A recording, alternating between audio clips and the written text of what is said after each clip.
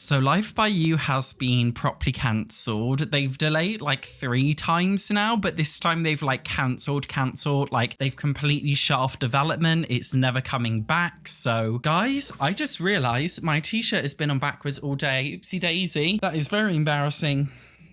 So we've got 2 statements to look at. The first one is a forum post. Hi all, sadly we've decided to cancel the release of our long-awaited life sim Life by You. This was an incredibly difficult call to make, as it is a clear failure on Paradox's part to meet both our own and the community's expectations. We realise this raises some large questions here. We hope to shed at least some light on why we opted to cancel rather than delay as we communicated earlier. She then went on to say, Life by You has been in the works for a long time and we've been very excited about the promise and the potential of this game. Our hope was always that it would be able to leave a mark in this exciting and new genre for us. That's why we've opted to delay it twice, to give the studio and the game a fair shot at realizing the potential we saw. For each delay we made, we've seen incremental improvements, which in hindsight may well led us to focus on details rather than the whole picture. A few weeks back, we decided to hold off on an early access release in order to reevaluate Life by You, as we felt that the game was lacking in some key areas. Though a time extension was an option, once we took that pause to get a wider view of the game, it became clear that the road leading to a release that we felt confident about was far too long and uncertain. This is not to say the game has not shown any promising qualities. Life by You had a number of strengths and hard work of the dedicated team that went into realizing them. However, when we come to a point where we believe that more time will not get us close enough to the version we'd be satisfied with, then we believe it's better to stop. This is obviously tough and disappointing for everyone who put their time and enthusiasm into this project, especially when our decision comes so late in the process. And then she went on to say, at the end of the day, our job is to release games that are fun, interesting, and challenging for our players, and our every decision should be taken with that purpose in mind. When we get that right, we earn our pay. So how do we ensure we don't find ourselves here again? Honestly, there are no real guarantees. Games are difficult to get right and we'll definitely make mistakes, which, as things go, always become painfully apparent in hindsight, but still shouldn't reach this kind of magnitude regardless. We have to take a long and hard look at what led us here and see what changes we have to make to become better. In the end, our mission remains the same and we'll continue to take whatever steps we need just to do just that. Okay, guys, I'm literally dyslexic. That was so hard. I thought the end of the statement was a little bit wishy-washy, but what they've basically said was they thought the game was a really good idea, but it would take way too long to make. This is honestly such a big issue with the modern video gaming industry. It's like video games that don't take long to make, they end up getting cancelled after being released because like they're released in a bad state. But then if they take too long, then it's not making money. And it's like, if they don't take, like if they do it in a short amount of time, it will be buggy and shit. So the community won't buy into and play the game. And then the shareholders will be pissed off and they'll abandon it. But then if they take so long, then it's too much money. It's like either way they can't win. This is honestly like this with all developers lately. I do feel gutted for the team who were working on Life by You, but obviously if it had to be done, it had to be done. You guys know I've actually already played Life by You. I've put probably about 10 or so hours into the game. You guys already know I did a sponsored YouTube short, but you might not know that I was also going to do a whole dedicated sponsored YouTube video for Life by You, which was due to come out before it was cancelled. But as it's cancelled, I guess now I can tell you. Like, I definitely thought it was a bit rough around the edges. I didn't think it was that bad that they would need to cancel the game. So it seems like obviously they've got some really high standards now. My personal theory is this is kind of,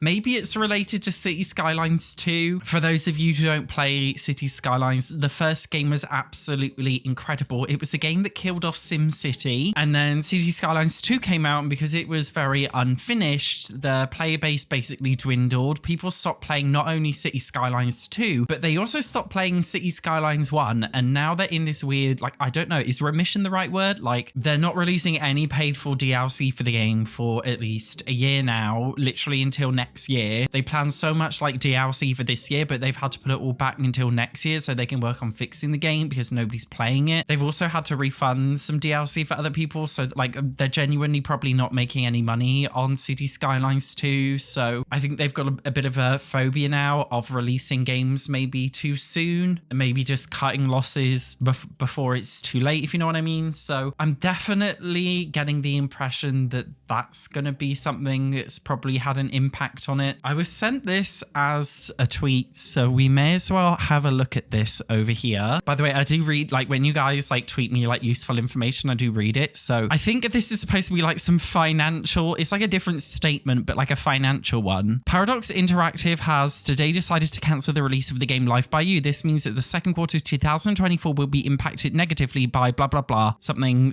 financial shit. For a long time, we've held hopes for Life by You and the potential we saw in it, but it's clear that the game will not be able to meet our expectations. A version that we'd be satisfied with is too far away, therefore we're taking the difficult decision to cancel the release. And they've admitted in the next paragraph, we've performed poorly in recent releases. Then they go on to say, it is clear that we must make further changes so that the quality is more consistent and the promises we make to our players are met. And then some other things I don't understand. So yeah, as they kind of suggested in that paragraph, it sounds like it might be related to the other City Skylines 2. I don't know if any other Paradox games are maybe like not doing the best lately. I don't know. Their most recent game, Foundry, which is in early access, it's got very positive reviews. It looks like another random game. I don't know, like Paradox have so many random games. This one has got very mixed reviews. In other words, negative. City Skylines is very mixed. Star Trek Infinite, very negative. Oh my God. I think it's a real big shame. You guys let me know what you think about Life by You. There's obviously been a lot of complaints that a lot of players have had going through. Obviously the biggest one being the graphics. And a lot of people were talking about this literally from the first ever moment that the game was announced. Like the first bit of criticism that they got was it looks ugly. So it was very strange to me that that wasn't really changed that much since it was first released. Like obviously some things about the way it looked got better, but in general, they didn't really adopt, I think, a good enough art style, in my opinion. That was a very, very big thing, especially with a life simulation game. People care about aesthetics. It's all about designing your own house, designing your favorite character. Like people who like these kind of games, they like designing pretty things. So I can see why aesthetics definitely are a big deal for a lot of people. A thing for me that I've said before in videos that I didn't really feel like it had a direction, like it didn't feel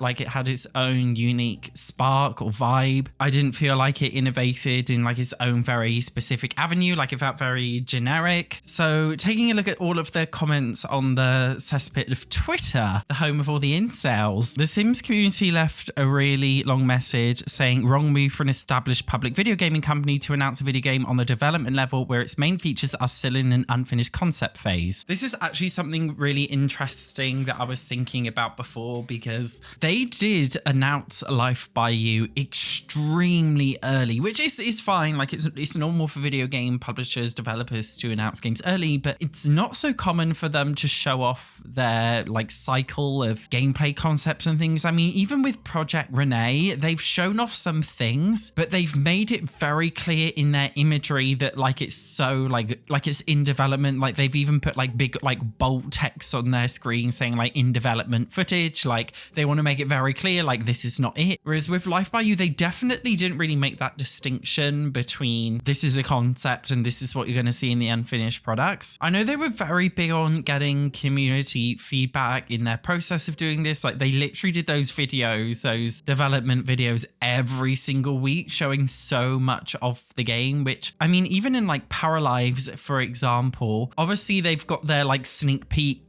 for their Patreon members, but in terms of public, they did not show off like barely any sneak peeks really. They were quite selective about them until the main gameplay reveal trailer actually came out. One thing for me personally, I remember they were talking about a lot in their community feedback things like, in this game you can do anything, like everything is moddable, it's Life by You, so you decide what you want to do, you can do this, you can do that. But in that sense, it almost felt to me kind of like not a video game, but more so like a tool, you know, like I don't know, like Photoshop, like it's a tool that you use to make things. Like they were kind of talking about it as if it was some kind of tool rather than a game. Does that make, like, you guys know, like, my metaphors are so demented. Like, do you know what I'm talking about? Like, you can do anything, but okay, but like, why would I want to? Do you know what I mean? So I definitely kind of agree with the sentiment that they definitely maybe gave a little bit too much too early, but then feedback is always quite good. Maybe it's good to just have a bit more of a balance. I don't know. Is the Sims only competitor Paralives? Yes, Paralives and Inzoi now. We're one down, 2 more to go. Someone said with the way Paradox games have been coming out recently and how bare bones and barren of content they are, it's best just to kill it. Again, I can agree. As a very big city skylines, honestly, I love city skylines so much. Like, I'm literally obsessed. So I was definitely disappointed, if you guys haven't seen my review of that game when it came out, that it was a little bit bare bones. Someone said, let's concentrate to create shareholder value in the long run. This is honestly so important, which I think almost every single video gaming company like just does not understand. This is also why I actually have a lot of high hopes for Paralives, because they don't have shareholders. I definitely think shareholders are holding modern video games back. We live in a world full of free-to-play live service games, and for most genres, that works pretty well. For example, with like shooting games and things, like these kind of games are so popular and that live service model works extremely well. I play games like Overwatch and Valorant and I love it. Does the live service model work for live simulation games? No, it doesn't. Shareholders, it seems like in general, they kind of expect a live service model, kind of quick short-term value that you would get from those kinds of games, but you can't really get that from all kinds of games, especially when it comes to simulation games or strategy games. So I definitely think there's a general issue in the video gaming industry of shareholders not understanding, you know, the investment and the development cycle, and a lot of misinformation maybe. Someone said this footage from Life by You perfectly describes how it makes me feel. That is so funny. Someone said, my thoughts and prayers are with those who have their jobs affected by all this. I completely agree. It's very unfair, and I hope it doesn't have a negative impact on their lives too much, because I know there's a lot of shit going on in the video gaming development world of people losing their jobs and finding jobs harder. Like, there's been so many cuts. I'm just hoping that either Inzoi or Paralives pulls through, because guys, EA can't have this monopoly any longer. I don't think I can pay for another fucking bowling DLC and another weather DLC. Like, I don't think I could do it. I don't think I can handle any more baby changing tables being locked behind a $40 expansion pack. Like, I can't do it anymore. EA needs to kick up the arse. You guys let me know your honest opinions about Life by You in development. Were you expecting this or were you not expecting it? I wasn't expecting them to completely shut the game down, but I was expecting maybe a little bit, especially considering the fact that the game didn't get massive amounts of good feedback in the community. I've seen some posts done online about like Inzoi, Paralives, Life by You, and Life by You is always like the lowest on interest. So I can understand the reasoning. I am disappointed because I was really looking forward to it. From what I played of the game when I was making my early access content, I definitely thought it had a lot of potential. So I guess it's, you know, nothing good is ever easy, but then good things take too long. Anyways, thank you so much for watching. I will see you in the next one.